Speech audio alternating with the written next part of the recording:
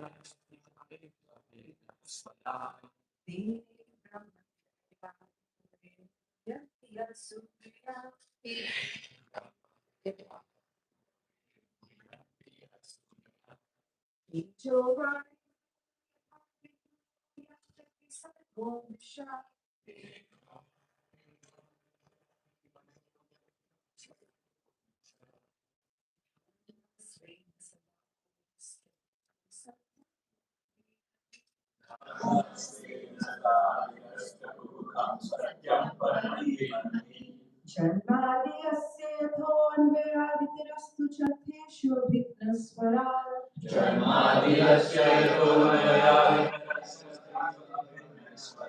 Dene brahmadayadikavye muhyanti yatsurya.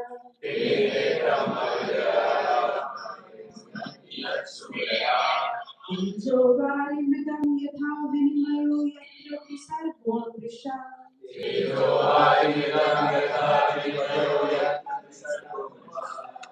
Hamna svena sada nirasta kutam satyam param dhimani.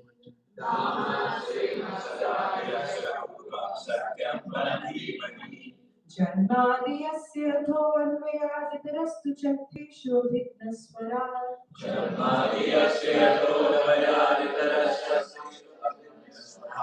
Dene brahmadayadikavye muhyanti yatsurya.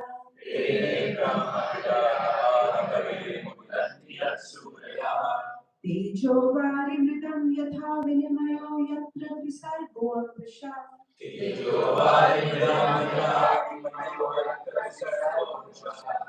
Hamna svena sada nirasta kuhukam satyam param dhimani.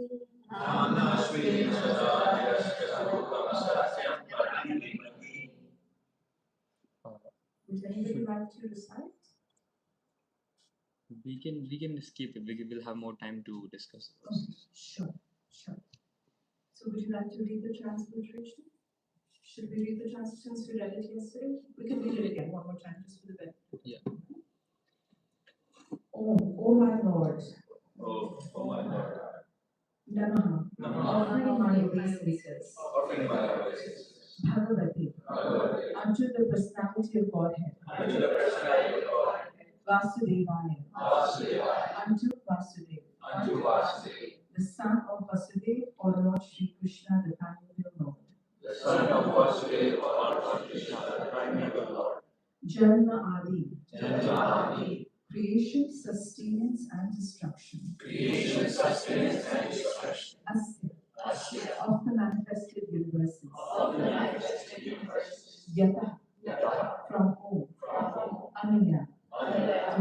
Directly. Itara. Indirectly. Cha. And. Artheshu. Purposes. Abhidya. Fully cognizant. Swara. Fully independent. Deni. Imparted. Brahma. The Vedic knowledge. Vivek. Consciousness of the heart. Yaha. One who. Adi Kaveri.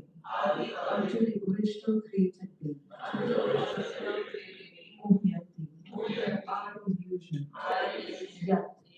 About whom. Surya. Great sages and demigods. Tejaha. Fire. Valley. Water. Rhythm. Earth. Yatha. As much as. Rhythm.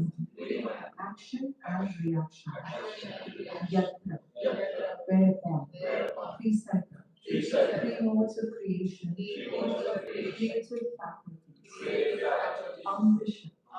Almost factual. Dhamma. Along with all transcendental paraphernalia. Svena. Self-sufficient. Sada. Always.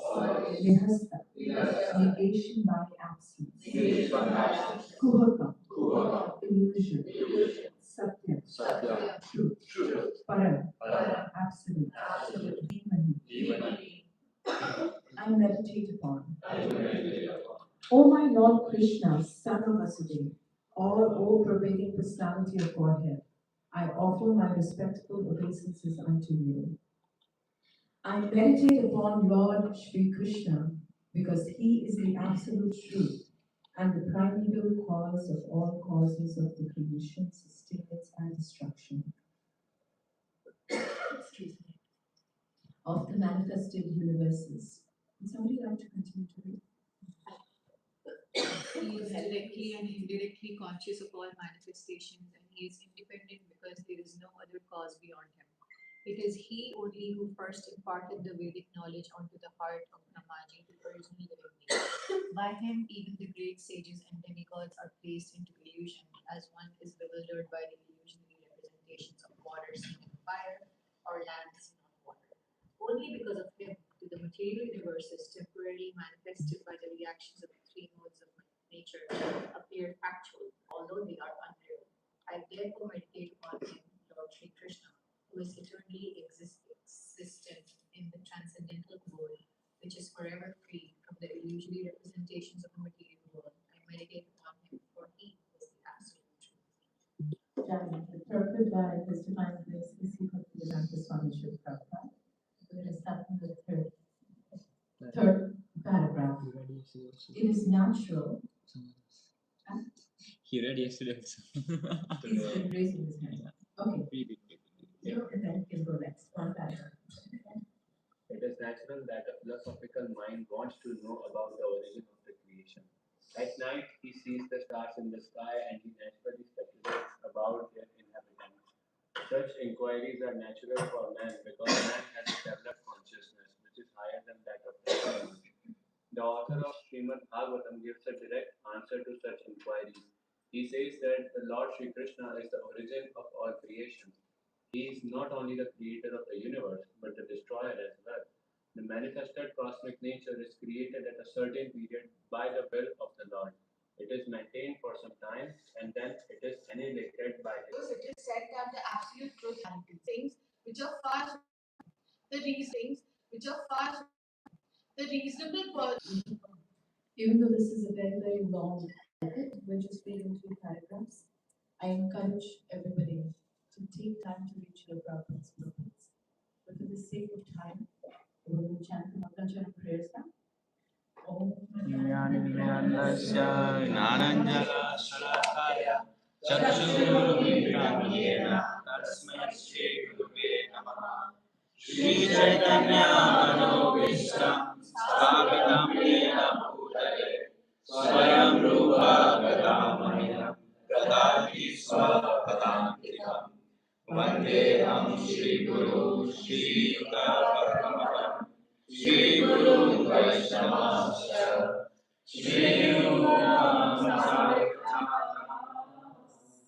सहगना रघुनाथान्वितं सजीवं साद्वैतं सावधूतं परिजनसहितं कृष्णचैतन्यदेवं Shri Radha कृष्णपादान्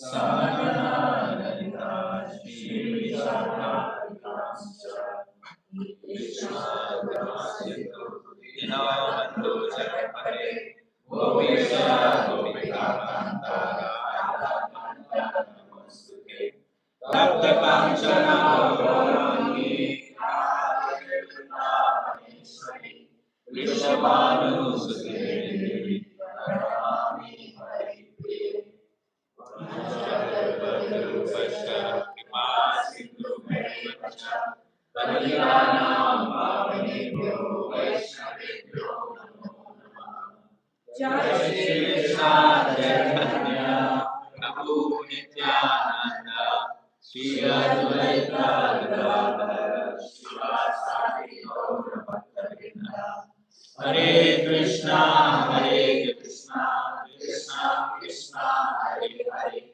Hare Ram Ram Ram Hare Hare.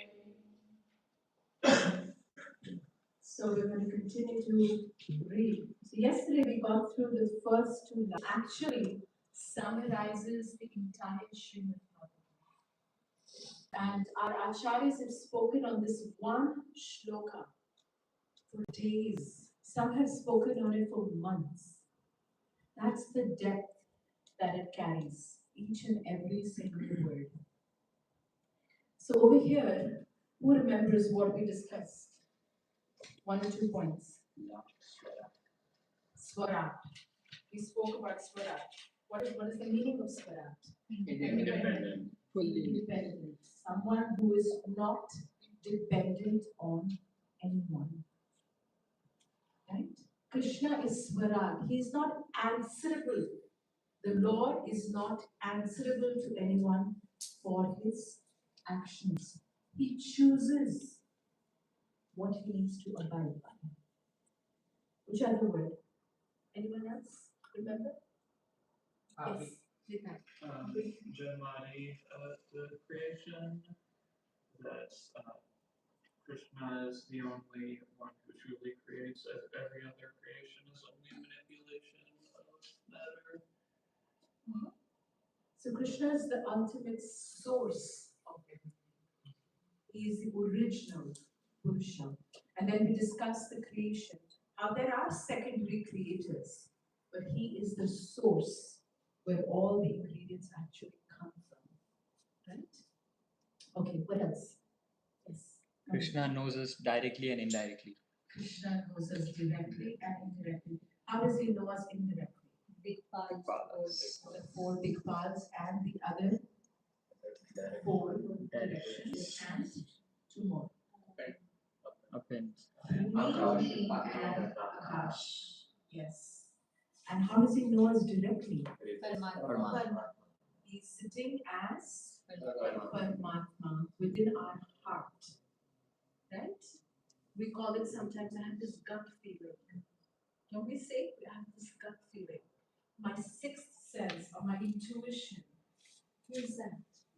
That's the Lord sitting within our heart, guiding us. Yes? What else did we discuss? Adi Kavaye. If you remember? He instructed Brahma. How did he instruct Brahma? Appearing in his heart. Yes, by instructing him from the heart.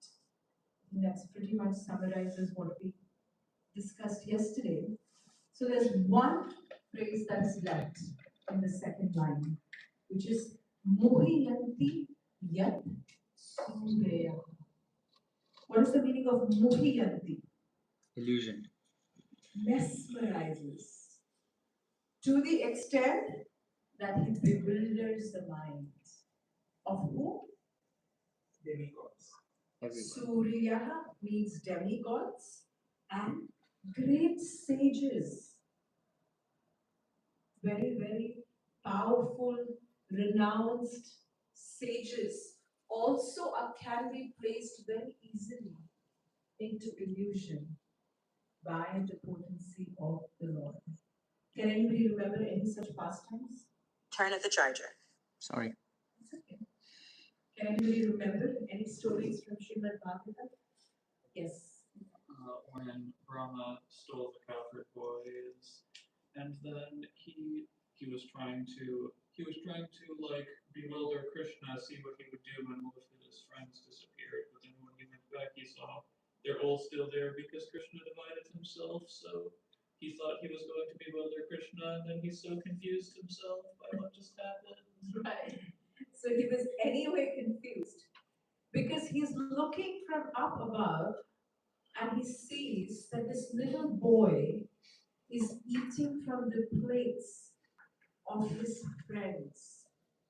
And he hears that this is actually the Lord. And he's thinking here in the heavenly planets, we have all the arrangements, all the purificatory processes, all the procedures of how to offer food to the Lord. And here, this little baby, this little child, is eating remnants. You know, one of the friends would just eat a rasgulla or a gulab jamun and say, Krishna, this tastes really good, you eat. And he just grabs it from their hand. It would bewilder us too. But now this is Brahma, he's taking a look, so he was completely confused that this cannot be the Lord. So he decides to steal the calves, the cows, and all his friends. And what does Krishna do? He understands that this is Brahma. So he simply expands himself, manifests them exactly. You know, you can say that some scientists are able to clone, but this was such an exact copy. Even their behaviorisms, even their birthmarks, even their tendencies, even their natures, even the inherent qualities. All of us have individual styles of doing things, right? Nobody could tell. The only thing the Brajvasis were experiencing was more love. That was the only difference. They were feeling more love and affection for these calves, gopas, and the cows because they were expansions of Krishna. Yes? So he completely bewildered the creator of this universe. Then, another story. Yes. Cupid, Mother Mohan. Madan Mohan. He bewilders everyone. He continues to bewilder us all. One arrow of Cupid, right? Cupid's bow. Yes. I was talking about the Govardhan Leela when Indra was bewildered to, like, act audience of rain. Yes. Indra also, who was the rain god, he was also completely bewildered. So Krishna says we don't need to worship.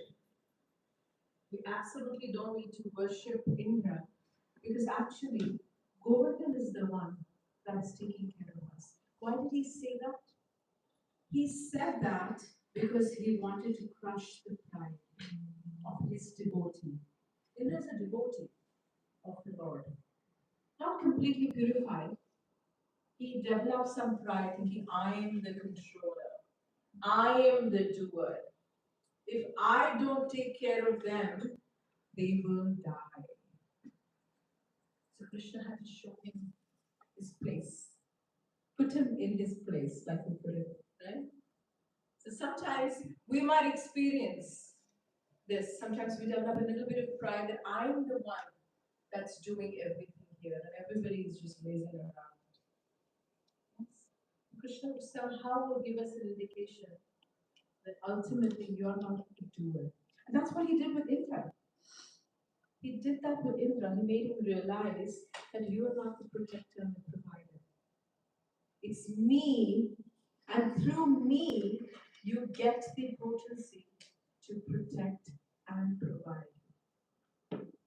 It is said that our body is also controlled by many demigods who get their power from Krishna. Right? Today I can raise my hand very easily, but they say Indra controls the hands also. If the demigods become upset with us and Krishna decides to withdraw the power, we cannot even lift our hand and we think we're really great. When we see ourselves in connection of the bigger picture, we realize and we understand our position, where we fit into this whole cosmos and creation. Okay?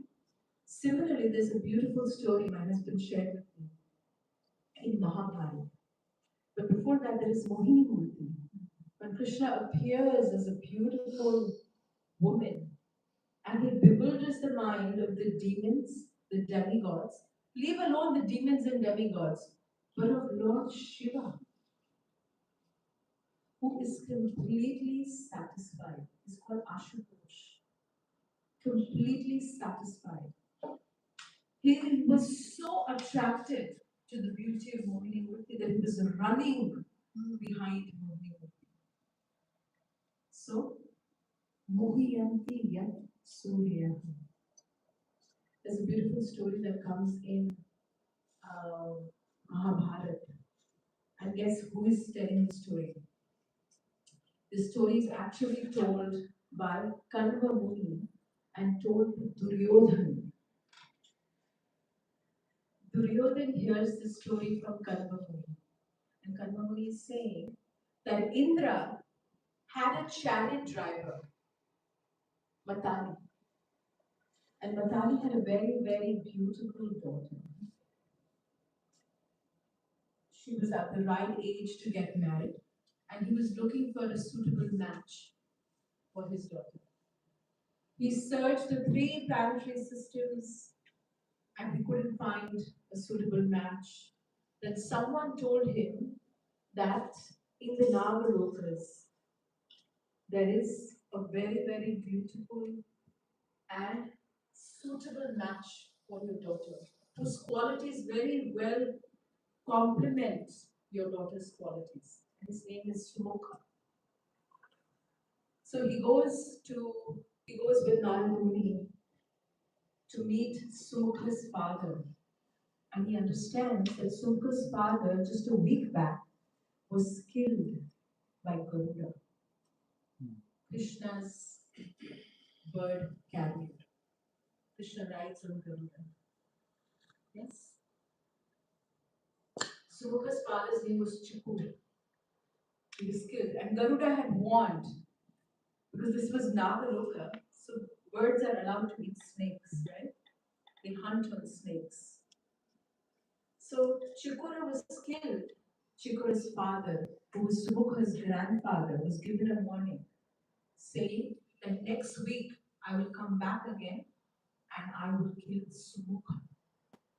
So when Narada Muni and Matali came and they told Sumukha's grandfather that we want to get our daughter married to your grandson, he said, no, he doesn't have too much life left. Garuda, the almighty, powerful Garuda, is going to come next week and kill our son to feed his family. So don't get your daughter married here. But Matali said, and Narad Muni suggested, that you take Sumukha and go to Indra. He will give blessings of a very, very long life. Then Garuda will not kill him. But Indra was afraid of Garuda. Indra saying, no, no, if Garuda has said he's going to come back next week, that means he's going to come back next week. I do not have the power to deal with Garuda. But at that point, Lord Krishna appeared and he instructed Indra that I am telling you, you bless. Here also you can see how beautifully that all the powers that the demigods get are directly coming from Krishna. Krishna says, don't worry, I will deal with Garuda. You bless Sumukha to have a long and healthy life. Now, he was blessed, they were married, and next week Garuda comes and the grandfather warns him. He said, listen, Sumukha is already blessed by Indra. As soon as Garuda hears this, he's raging with anger. And he goes to Indra and he says, what do you think you are? I am the carrier of Vishnu, Krishna. I have so much power and potency that I carry the Lord of the universe on my back. And you think you're going to challenge my authority? What do you sense here? Arrogance, little bit of pride. Yes. I run this program. Yes, I can speak on Srimad Bhagavatam. Yeah? I am the one that keeps everybody in checks and balances. I assign everybody's services. Right? You see? Sometimes we tend to talk like this. Right? So know for sure, the minute we start saying that I am the one, remember Krishna is very, very kind. And he will find a way to make sure you know that it is not you. Yes? This is kindness. Because otherwise we can become so bewildered that Lord Nrsimha might have to appear. Right? That was the extreme of Hiranyakashipu. We also thought, I am the one. I raise my eyebrows and the sun will rise. Right? To that extent. We can't even reach that extent. So we are a mini eyes. But when Garuda was thinking that I am the one that carries the Lord of the universe, and you're going to challenge my authority, at that point, Lord Krishna appears. And he's quietly listening to Garuda. He says, Garuda, you carry me? And he places his hand gently on Garuda. And Garuda crashes to the ground. Literally in intense pain, like a whole mountain just fell upon him. He said, the power to carry me comes from you. And in fact, I did not even give you the power. I carry myself and I carry you also along.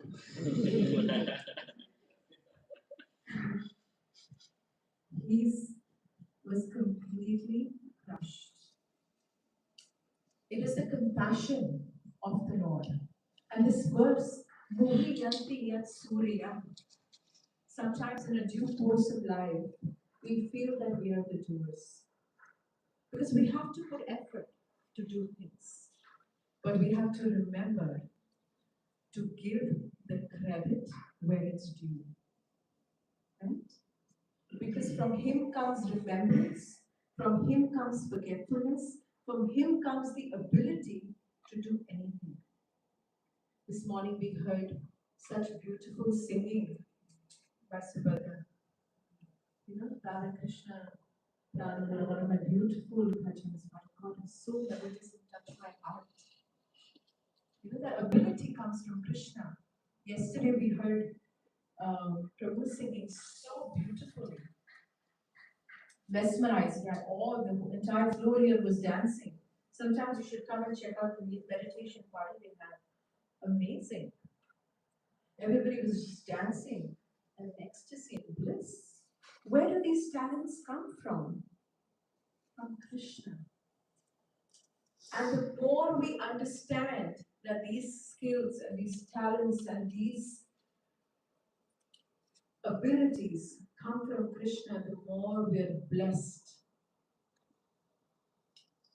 with more and more.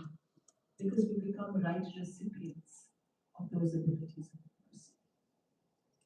So moving ahead, the third line of this verse. Tejo Vari Mridam. Tejo means fire. Vari means water. Mridam means earth.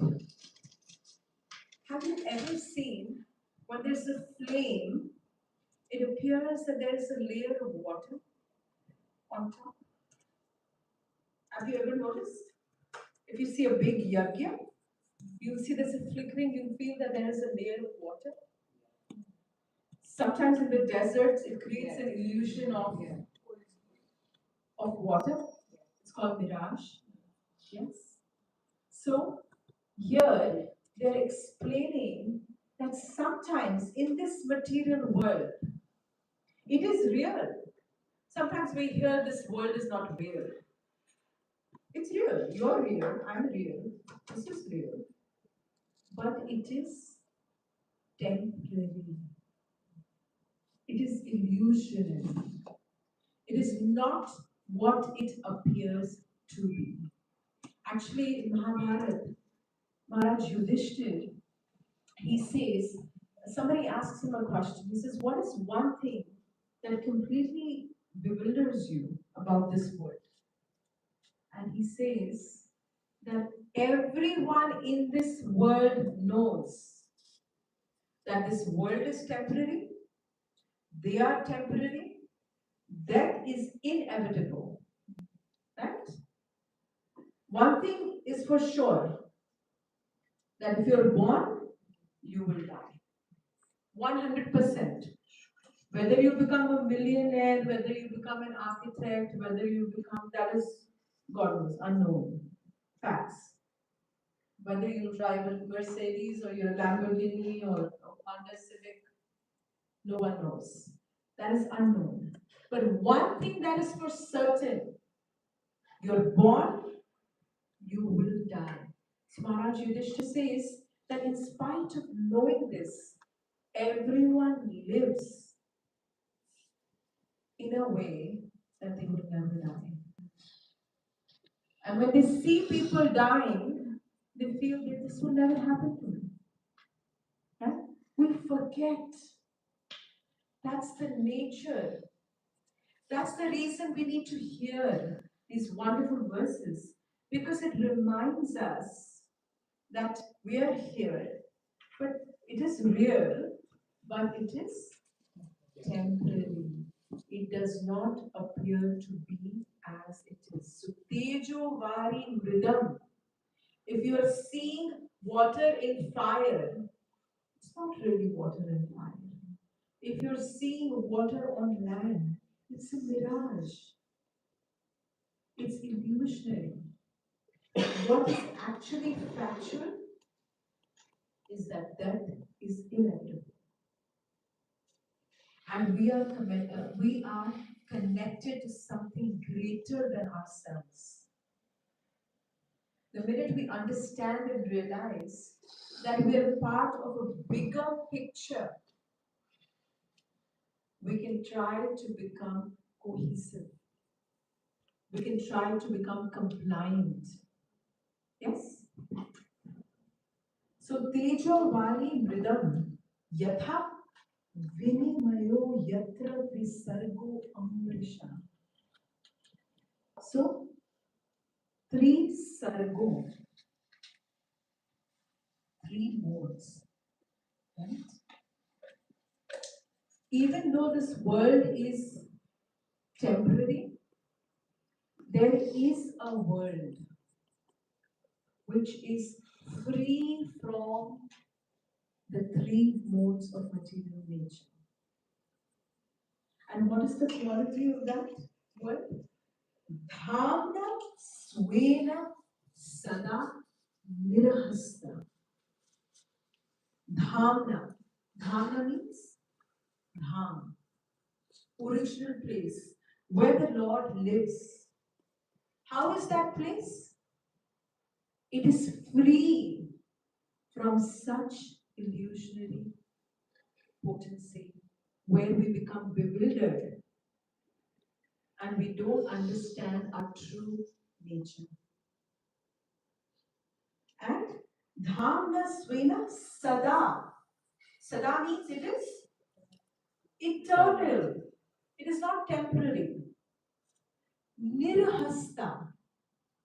Free from any illusions. It was free from any illusions. It is free from all illusions. And it will always be free from all illusions. Yes? Not that now it is free and tomorrow it might not be free. Not like the government. Yes? Doesn't change. Sada nirahasta. Always free from illusion. Kuhukam. Satyam param dhimahi. To that absolute truth, I offer my humble obeisance. Our respects should be given to someone worthy, right? Worthy of our respect. And that person is who is fully cognizant, who is Swarat, who is the original source of everything. All the power, all the potency, all the atoms, all the creations, he is present. We have an eternal relation and connection with him. He is not illusioned. In fact, he can put great sages and demigods into illusion. He is our well-wisher. He does not get overcome by the three modes, and he lives in Bhavna Swayam. Unto such a Lord I offer my humble obeisances. This is the summit substance of the entire 12 cantos of Srimad Bhagavatam. That our lives are meant for a higher purpose of realizing our relationship with God, understanding our connection with God, understanding our connection with each other, and how we can lead a life that is uplifting. Yes? With this thought, I'm on time. And we have some time for questions.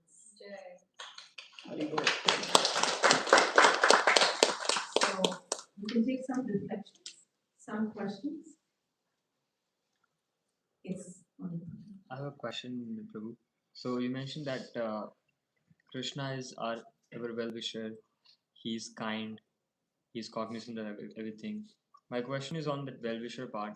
How do I know he's my well wisher? Now that I have so much pain, so much misery that I go through, and in the world also there is a lot of suffering. So how can we fathom this fact that he's ever well wisher? Still, these things are going on. Sometimes we understand pain and suffering as something negative. Yes. But pain and suffering is actually not something negative. Do you know how a diamond is made? Does anybody know how a diamond is made? Cutting glass cutting process. They go through cutting. But what exactly is a diamond? A diamond is a rock, a stone, coal, actually coal, that has been put through extreme temperatures and extreme pressure. You know? And you take that coal naturally, it's done if you have a natural diamond. If you get a lab grown diamond, that's what they do in the labs. They put the coal through extreme pressure and different extreme temperatures. Only then that coal is transformed into a diamond, worthy of becoming a precious stone. Your value increases in life when you're put through trials, tribulations. Never be afraid of being put through. Sometimes we undergo suffering because of our past activities. Because of our past activities, because of our past inclinations.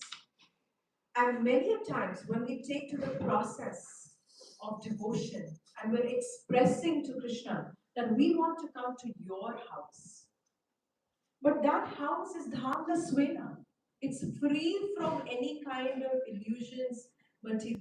How can you get cleansed?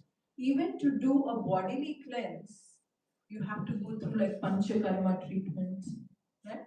You have to do austerity, you have to do panchakarma treatments of 5 kinds of, you clear the different kinds of air or a detox. You have digital detox, you have a liver detox, you have even to clean your liver, you need to go through some austerity to have a detox. What you talk about cleaning your consciousness, cleaning your attitude, actually leading a pure life. How can we expect that without going through some troubles and tribulations? Even if you look at the beautiful life of a butterfly, what does it start as? A worm, right? Starts as a worm, and then it goes through this growth period of being into this tightly knit cocoon. If at that point I think, you know what, I'm the well-wisher, let me just cut open this prematurely. The worm is suffering so much inside, and you don't allow the worm to suffer. Work it out, learn the lessons it needs to learn, and you go in there thinking you're being very kind, and you cut open, are you really helping? No. We need these trials. We need these tribulations. We need to work through this process to actually evolve as a beautiful butterfly. Don't be afraid of that. It's a growing pain. To grow, you have to undergo that pain. In any aspect of life, even if you want to have a very successful career, you have to go through the pain. My son is in pre-med school and I can see, like, oh my God, the hours he's putting in. If you want even to have a successful career, you need to go through the pain. How can we expect to be completely purified and be eligible to be able to go to harmless land without being willing to go through the trials and tribulations? Yes. You ready for some trials and tribulations? Yes. Willingly or unwillingly, they'll come in our life, irrespective. But when they come in, what is in our hand is our consciousness. We understand that this is an evolving process. That is in our hand. The situations may not be in our hand. Sometimes, most of the time, the situations are not in our hand. But what is in our hand is our consciousness and our ability to focus our mind and understanding. This is also temporary. It's a season. Everything in this world is temporary. Your happy times are temporary. Your sad times are temporary. Your difficult times are temporary. So this is also a season, and it will change.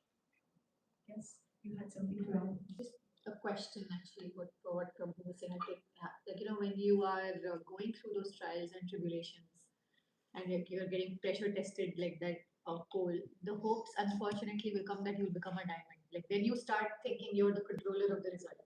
But then, like we read in this purport, that whether you like it or not, you have to kind of deposit that effort at the lotus feet of the Lord and not expect that you'll become a diamond. So that is so hard to do. That that I'll do my best, but I'll leave the result to. I'll expect, but I'll leave the ultimate result to. So it is inevitable. If you continue to persevere, he's not a villain. Yes. Right? He's not unreasonable. He's Swaraj, but he's not unreasonable. In fact, if he sees someone put a lot of effort, first he will try and he will test. And then when you're at the point when you become so detached, you will get an overflow of everything you want.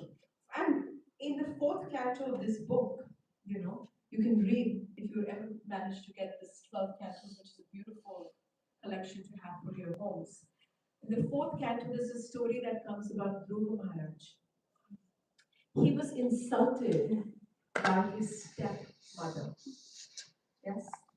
And he goes to his mother and he says that I want a kingdom bigger than my great grandfather. My father rejected me. He did not say anything when the stepmother threw me from his lap. So his initial interest was just to get a kingdom. So mother said that what you're looking for is affection. I can only give you so much affection. But the Supreme Lord can give you affection of 1,000,000 of mothers. You go find him. And she just happened to say this as a casual comment. And this 5-year-old took it so seriously, he walked into the forest. He asked, where will I find this personality? Where will I find the Lord? So she said, I've heard he lives in the forest. So he leaves and goes to the forest. But what did we discuss? That Krishna is cognizant. He knows of things directly and indirectly. So when he saw this intense desire of this 5-year-old child, of course he had to help him. So he sends his great teacher, Narada Muni, and he inspires him to instruct him into the process of chanting mantra. We all have also been given mantras. You know, we were chanting this morning, some of you heard the Hare Krishna Maha Mantra. We chant. And do we give out beads here? Yeah? If anybody would like to get beads, you know, you can see one of the saffron clan or some of the devotees, they might be able to give you beads and show how we chant. It's So his this, birthday. oh, we're right here. It's his birthday. It's your birthday? Okay. Happy birthday. Wonderful. How old are you? Yes. Well, you're an eternal soul. Timeless. Yes. Well, happy birthday. What a wonderful way to begin your new year. Thank you. Thank you for joining us. Maybe that's an inspiration to keep coming more often. So that we don't have so many birds. But this 5-year-old child, he became so strict about his practice of chanting that Lord had to appear before him. Yes? And I forgot whose question I was answering. Yours? What is the follow-up? Yes, I think we're at 8:30 and it's about time to stop. Right? So, You can take one. You can take one. I'm not looking at the button. Okay. But anybody that needs to leave, please feel free. I'm not going to feel offended. You can please, if you have things to do. Yes. This is Prabhu. Thank you for the class. And you were sharing about how where Krishna lives is Dham, and it's a spotless place free of illusion. There is this ever-running debate of that we were in there too once in India. So if it's a place devoid of illusion, then how did we also get illusion? So there is, of course, philosophical debate on this, and I can only share my perspective. I heard a lecture by His Holiness Radha Govinda Maharaj, where Radha Govinda Maharaj says that we've eternally been here for a very, very, very, very long time. And there is no question of illusion in the spiritual world. This kind of illusion. They're placing illusion for pastime's sake, you know. But we were somewhere in the material existence in the presence of Krishna. So even when we exit the material world, we are in the presence of Krishna first, where Krishna is being born in this material universe, where Krishna takes birth as a pastime. We perform pastimes with Krishna, get a taste of what it really means to be in his association, even in this material world. Before we exit, this Janivas Prabhu had mentioned one time, and he says usually the pujaris have the great fortune. Sometimes they can skip that step because when they're every day worshipping the deities, he says this in the deity worship seminar, that they're so in sync with actually being the personal association of the Lord that they've kind of already evolved through that process. So somewhere in those, when we were with Krishna, we somehow felt that, oh, why is Krishna always getting everything? Subtly. Why am I not getting this? Why does Krishna always have to? So Krishna says, sure, you want to have your own world? Go ahead. You know, have your world. Along with that will come your bills to pay, your mortgage, your car payment, insurance, your wife, your children, the diapers, all of that, the rebels. So he gives you a taste of what it means to be, you know, creator of my own universe in a small little bubble. Then we realize that no, actually, I think it was better off there. Yeah? So he just gives us a casual taste. So the philosophical debate is always constantly going, and I cannot say that I'm philosophically But for me, it was convincing when Radha Govinda Maharaj was explaining that we've been here for a very, very, very, very, very long time.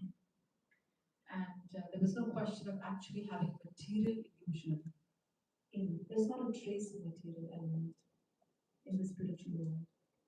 And even if anybody from the spiritual world comes into the material world, it's because of the spiritual potency of God. Because he desired and he wanted. Sometimes he sends, like we have the pastime of Jai. He wants his own people to be there. Like sometimes even when you're leading Kirtan, you want your Ganga prayer, you want your Karta. God also wants his people to come along and participate with him. It's a similar thing. Usually when I see the Kirtaniers setting up, no one of my Ganga prayers. Krishna also does that. It's natural. Krishna also does that. Does this mean we all were Brajvasis at a point? Brajvasis is special. You can be a Brajvasi even now in your heart. Brajvasi is who always lives in Braj. Yes. Brajvasi is not by living in a place alone. And Braj can be carried within your heart. Prabhupada showed by example. He left Braj to come to the west, but he never left Braj. Or Braj never left him because he carried Braj within his heart. And he said that every temple in ISKCON is not different than the Dham. Why? Because what happens in Braj? In Braj, everybody is conscious of Krishna. Everybody, every tree, every creeper, every single pebble is conscious of Krishna. And if that consciousness can be here in Toronto, this is not different than Braj. Provided it can be. Yes. Still, Braj is Braj, but Braj can be carried within the heart. So with that thought, we'll stop here. Go get your exercise. And then get some. Shri Prabhupada ki jai.